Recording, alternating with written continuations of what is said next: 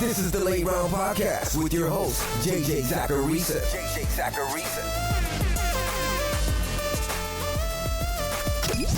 What's up, everyone? It's JJ Zacharisa, the editor-in-chief at FanDuel and at numberfire.com, and this is episode 339 of the Late Round Podcast, one of the many shows that are part of the FanDuel Podcast Network.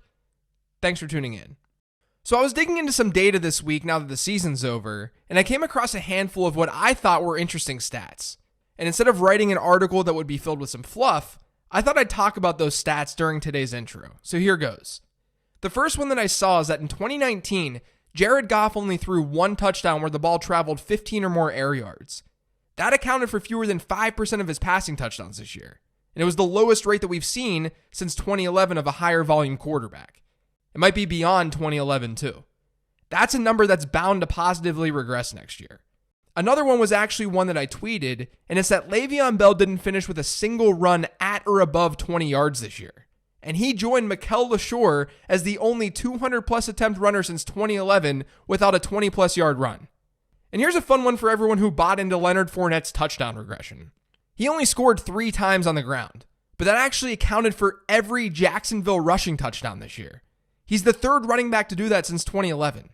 And again, I like to reference back to 2011 because that's when things started to get a little bit heavier from a passing standpoint. I need some point of reference. But Jacksonville only ran for 3 touchdowns this year. That's only happened 13 other times in NFL history, and it's the lowest total that we've seen since 2005. So even though regression was never going to hit Fournette to the point where he'd be a double-digit touchdown player, we were really working with history this year with him. I'll go with one more. We know that yards per carry is a pretty dumb stat, so I try to give it at least some context if I'm going to look at it. Even doing this doesn't give it enough context, but I still think it's interesting. But what I do is I look at a player's yards per carry average, and I compare it to his running back teammates' averages. It's not predictive. It's a descriptive stat that tells us how well a running back did compared to his teammates in yards per carry. But I find it somewhat interesting. And in 2019, no higher volume running back was worse compared to his teammates than Tevin Coleman. His teammates ran for 0.83 more yards per carry than he did. That's actually a pretty low number, though, compared to other seasons that I've analyzed.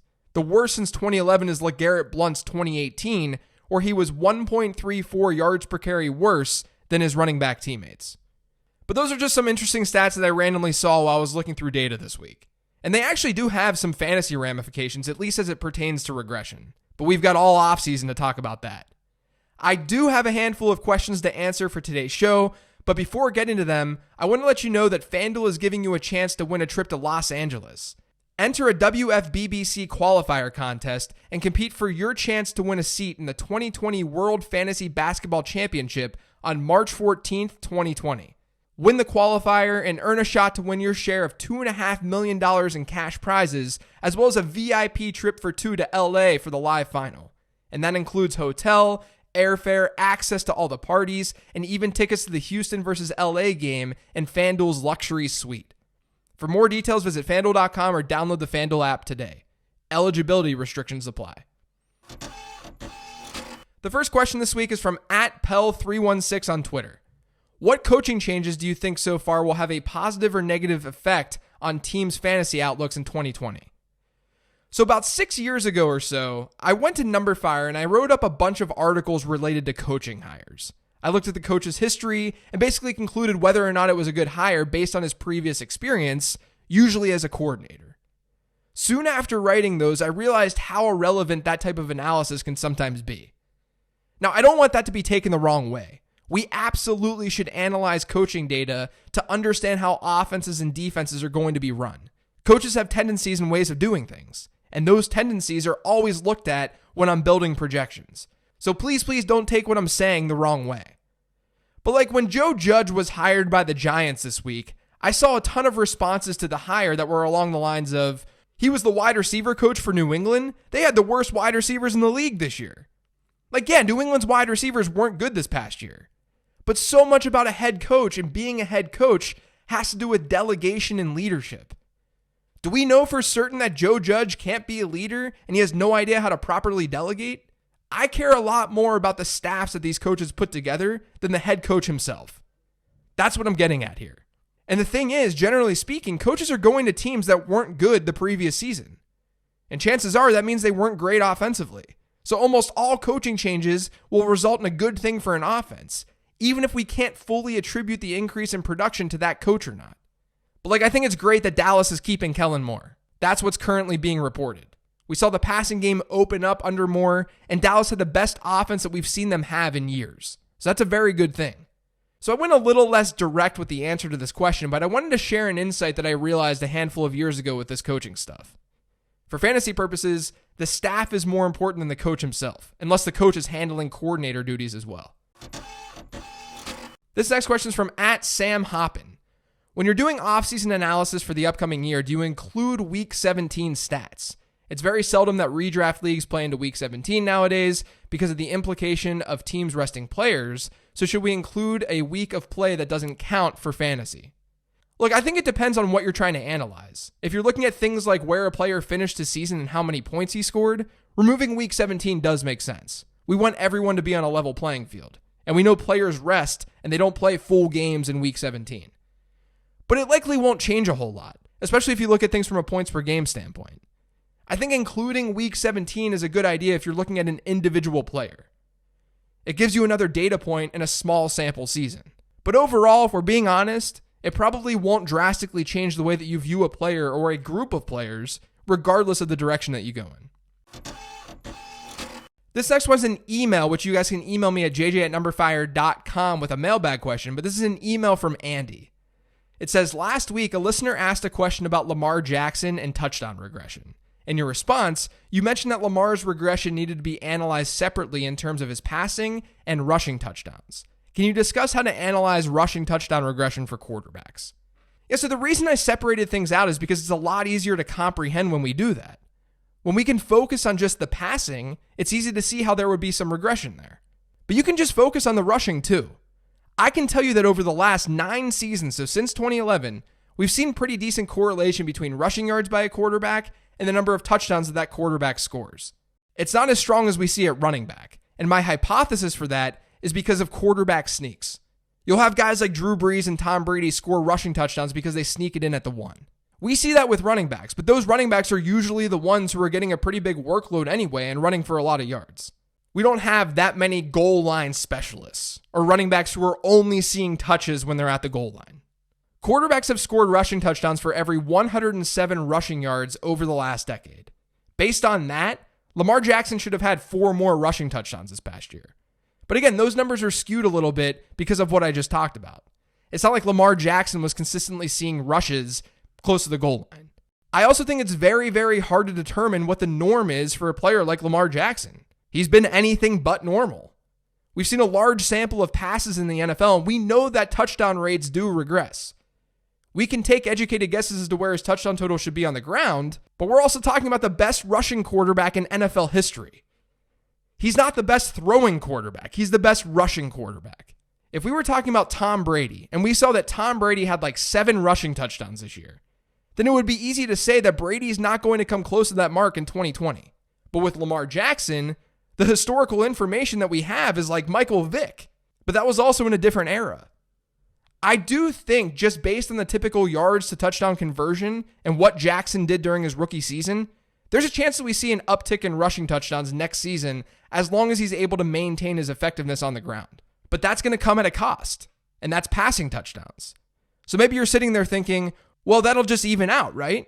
If Lamar Jackson loses some juice through the air, he'll just gain it with his legs. Proportionally, that's true. But should we assume Baltimore is as good offensively next year as they were this year? Usually teams with as high of touchdown totals as Baltimore had this past year see fewer touchdowns the following season. That's something that I talk about a lot when I do regression podcasts during the offseason. So basically what I'm saying here is the following.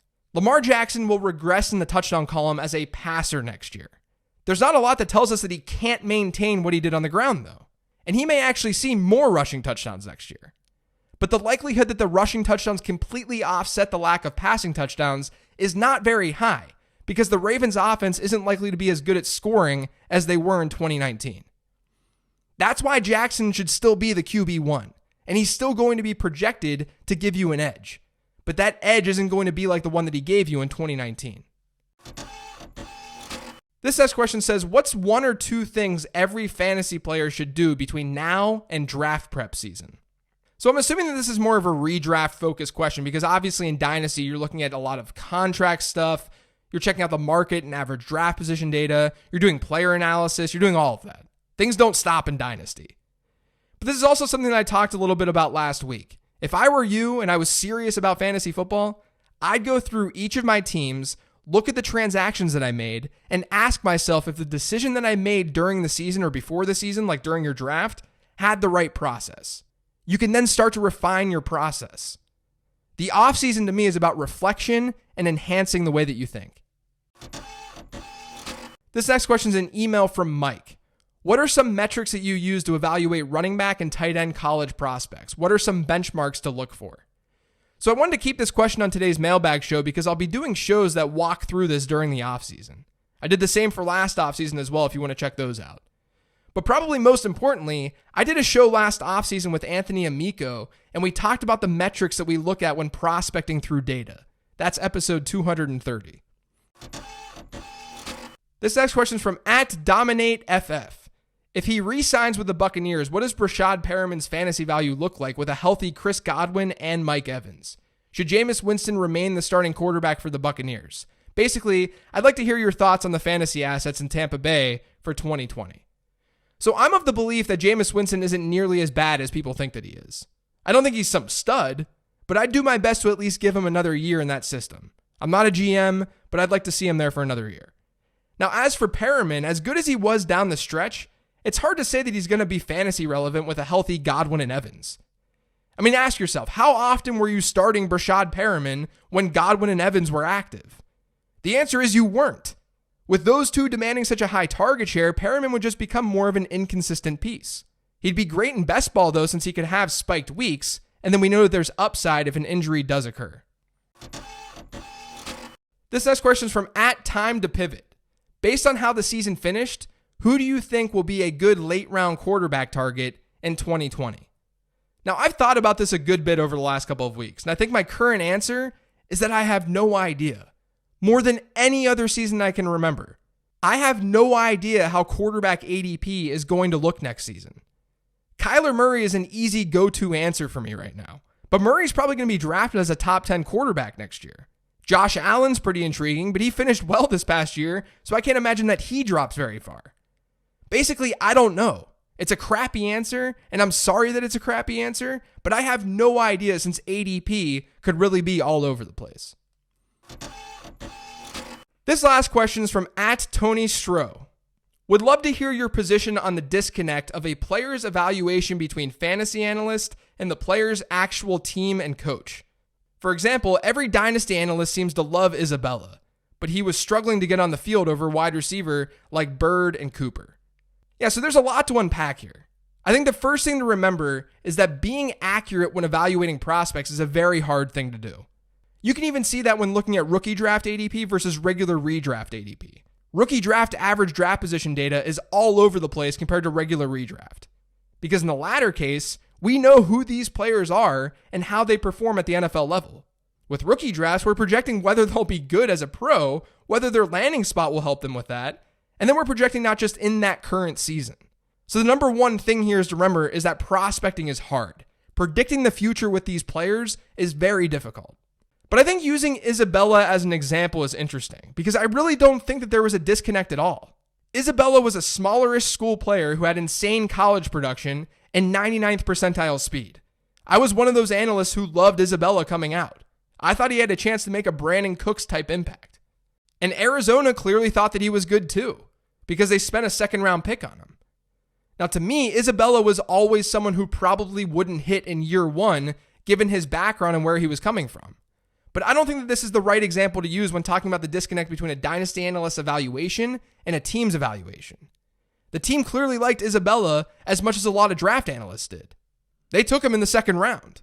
Now let's remove the example here because I think it makes this a more confusing question. The real question should probably be, why do draft analysts and dynasty analysts see things in players that coaches and teams don't? Why is it that draft analysts like certain guys and then those players bust? Or those players get drafted later than expected? And I think the obvious answer is process. Coaches and teams are looking at different things than your typical dynasty analyst like myself who's sitting on a couch in my mom's basement. Think about someone who's a financial advisor. They generally know what they're doing with money. They invest and have a process with how they invest. You, someone who's not a financial advisor, you can still invest your money. And if you're good at it, you can actually secure a better ROI than a financial advisor. And you can do it in a completely different way. We're predicting something that's pretty volatile. And if we're being honest, all it takes is one team for us to get some confirmation bias. Now let's look back at Isabella. Andy Isabella as a prospect, and when you look at draft capital spent on him, he looked like a good prospect. But what if Arizona was the only team in the NFL who valued him as a second-round pick? What if every other team in the league valued him as a fifth-rounder? Because if Isabella went in the fifth round, he wouldn't have been thought of so highly by dynasty analysts after the draft. But thanks to the Cardinals, he was.